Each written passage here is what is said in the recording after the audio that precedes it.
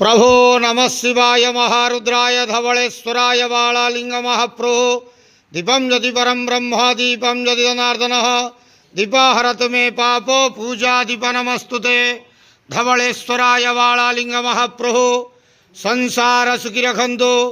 आज शुभ गुरुवार रे समस्त श्रद्धालु भक्त मानक आश्रीपद करंतु, मनस्कामना पूर्ण करंतु, कर्म क्षेत्र उन्नति करंतु, ग्रह अरिष्ट खंडन करंतु, जगतर मंगल करंतु, विश्वर कल्याण करंतु, आपणकर नाम प्रकाश करंतु, सेवकर डाक श्रवण करंतु, समस्त गुआवसा भक्त मानकर मनस्कामना पूर्ण करंतु। जो जो भक्त माने आपणक पाखरे मानसिक रखिछंती तांका मानसिक पूर्ण करंतु।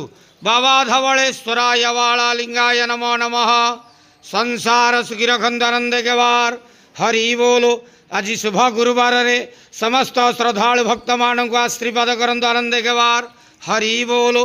हर हर महादेव शिव शंभु धवलेश्वराय बालालिंगाय नमो नमः।